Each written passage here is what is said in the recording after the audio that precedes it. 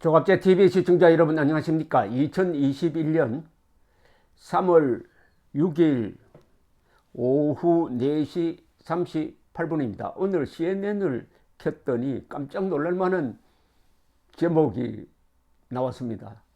뭐냐? 시진핑의 후계자를 찾았다. 그 후계자 이름은 시진핑이다. 이런 제목이었습니다. 오늘 지금 이 북경에서는 중요한 회의가 두 개가 지금 동시에 열리고 있습니다. 흔히 두 회의라고 그래가지고 양회라고 불리죠.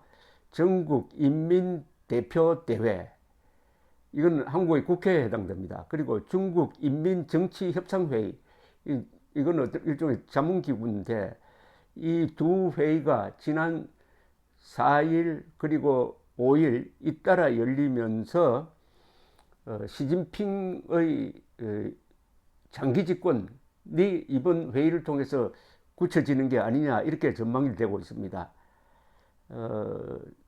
올해는 5천 명이 참석을 했는데 코로나19 백신을 다 맞아가지고 작년과는 사뭇 다른 모습이라고 합니다. 더구나 올해 공산당 창당 100주년 행사가 있고, 그리고 시진핑의 임기가, 원래 시진핑의 임기는 10년입니다. 2013년에 집권을 했으니까, 후계자가 되었으니까, 후진타오의 후계자가 되었으니까 내년이 10년 임기가 끝나는 날인데, 끝나는 해인데, 2018년에 국가주석의 임기를 2기 10년으로 하는 헌법조항인 국가주석직 2연임 초과 금지, 즉 5년 연임, 더 이상 연임 못한다 하는 초과 금지 조항을 삭제해버렸습니다. 그리하여 이제 사실상 장기 집권, 영구 집권의 길이 열린 것이 아니냐, 이렇게 지금 추측이 되고 있습니다. 보통 같으면은 이번 양회에서 차기 인사를 통해서 자기 지도자가 떠오르는데 그럴 기미를 전혀 보이지 않고 있다. 계속 해먹는다. 언제까지 해먹느냐? 알 수가 없죠. 다만 일반적으로는 2013년부터 집권을 했으니까 20년을 채울 것이다. 즉 2032년까지 할 것이다. 20년 집권할 것이다. 이렇게 봅니다. 이 시진핑 주석이 차지하고 있는 자리가 세 가지입니다. 하나는 국가주석, 그 다음에 중국 공산당 총서기, 이 당의 중앙군사위원 주석 자리, 하나는 군권이고 하나는 당권이고 하나는 국가 권력이죠. 국가 권력, 당의 권력, 군의 권력, 세 가지를 다 혼자서 가지고 있습니다. 그러니까 확실한 장기 집권 체제인데, 이분 나이가 지금 68세입니다. 그러면은 2032년까지 한다고 그러면은 78세까지 한다는 이야기인데, 글쎄요, 어떻게 될지.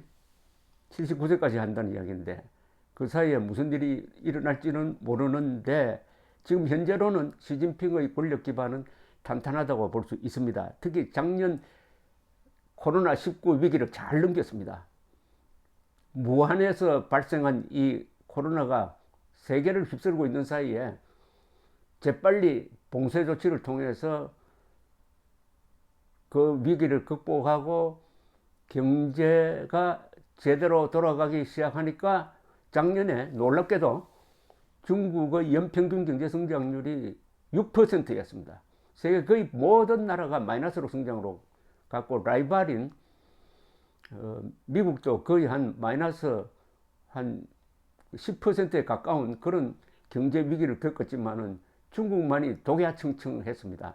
그래서 한 2030년 무렵 가면은 이 GDP에서 미국을 중국이 따라잡을 것이다. 이렇게 전망되고 있습니다. 이 GDP는 계산 방법이 두 가지입니다. 하나는 노미널 GDP, 또 하나는 물가를 반영하는 PPP, Purchasing Power Parity, 구매력 기준으로는 이미 오래전에 경제 규모에서 중국이 미국을 추월했습니다. 그 격차가 점점 벌어지고 있는데, 이제는 보통 과거부터 해오던 노미널 GDP 방식으로도 규모에서 미국을 앞서게 된다. 한 10년 안으로 앞서게 된다. 그것도 시진핑 임기 중에 그렇게 된다. 그래서 시진핑은 앞으로 10년 더 해먹는다면은 그 안에 역사에 남는 자기의 공적을 세울 것이다. 세우고 싶어 할 것이다. 그럼 그게 뭐냐? 야망이 있지 않습니까? 이 지도자라는, 최고 지도자는 결국은 역사와 마주하는 사람이니까 내가 역사에서 뭐로 기록될 것이냐 하는 것을 신경 쓰게 될 것이다. 그럼 시진핑은 뭐냐? 지금 전문가들 사이에는 그게 대만을 정복하는 것이 될 것이다. 우리가 보기에는 정복이고 시진핑이 보기에는 중국 통일이죠. 중국 통일. 이미 일국 양제 시스템으로 하겠다고 약속했던 홍콩을 사실상 독재화하는 데 성공하고 있습니다. 마지막으로 자기의 영토라고 보는 대만을 무력으로 하든지 어떤 방식으로 하든지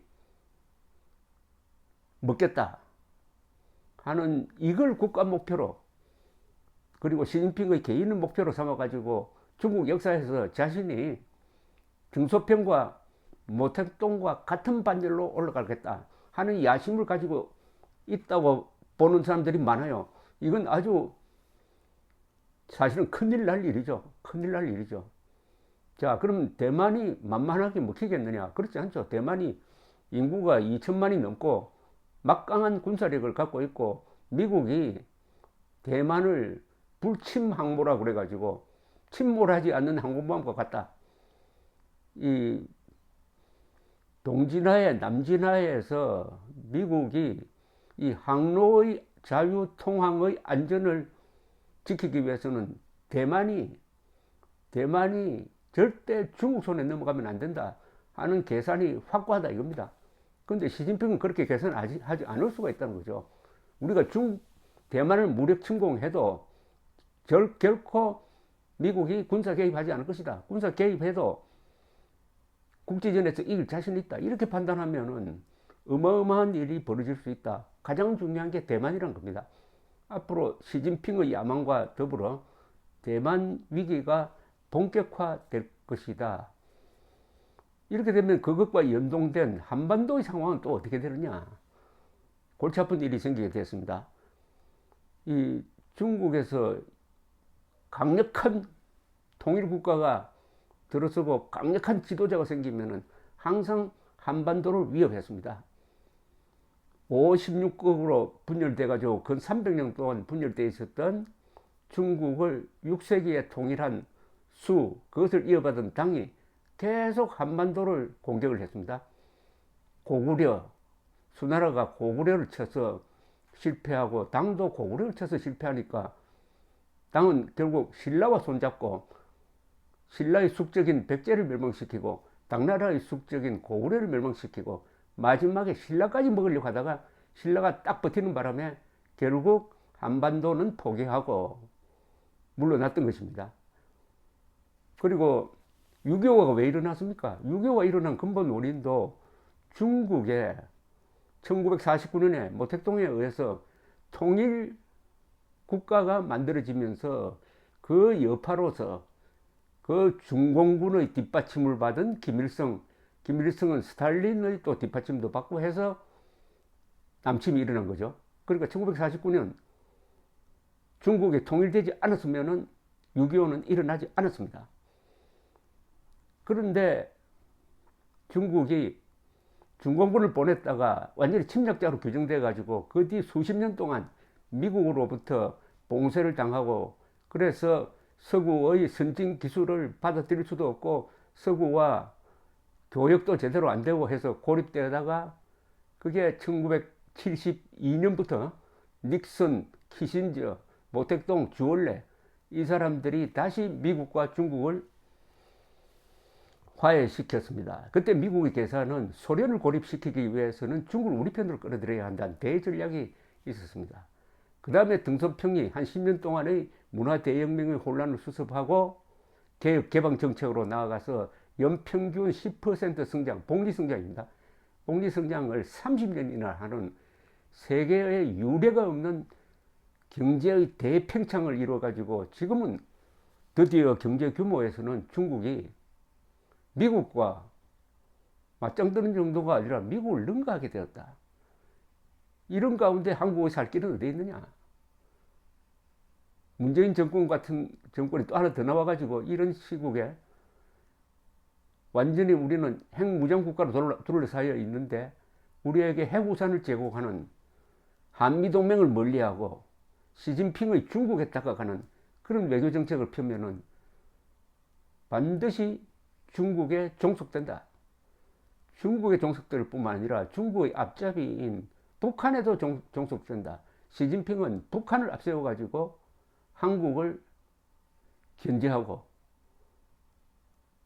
한국을 견제함으로써 미국을 견제하고 한국을 견제함으로써 한미일 동맹을 약화시키는 이런 대전략을 펼 것이 분명한데 이게 대만 사태와 연동되어서 되면은 아주 고차원의 방정식이 필요한 것입니다.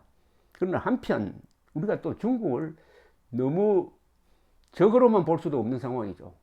경제 시장으로서는 중국이 미국과 일본 시장을 합친 것보다도 더 큽니다. 수출 개념으로서. 그리고 중국, 일본, 한국은 한자 유교 문화권이라는 공통된 어떤 역사적 배경을 갖고 있습니다. 이것 또한 무시할 수가 없습니다. 또 세 번째 포인트는 중국은 특히 한족 중국 정권은 군사 강국이었던 적이 없습니다. 과거에 보면은 이 한족 중국 정권은 우선 몇 년 되지 않습니다. 청나라는 여진족 정권이었고 그 앞에 명나라가 한족 정권이었습니다.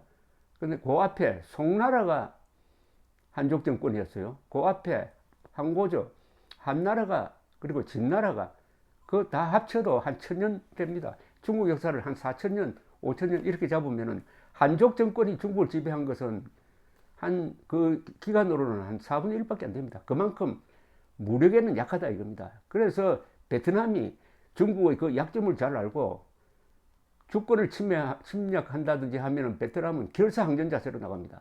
신라가 바로 그렇게 했죠. 신라가 결사항전 자세로 나가니까 당나라가 한반도를 포기했습니다. 이런 상황에서 시진핑의 강력한 지도력 하에서 중국이 팽창 정책을 펴고 있을 때 한국이 살아남을 수 있는 방법은 베트남식, 신라식으로 해야 된다. 즉 사생결단의 자주국방 정책을 정책으로서 뿐만 아니라 한국인의 삶의 윤리로서 정책시켜야 한다. 이런 생각을 하게 되었습니다. 감사합니다.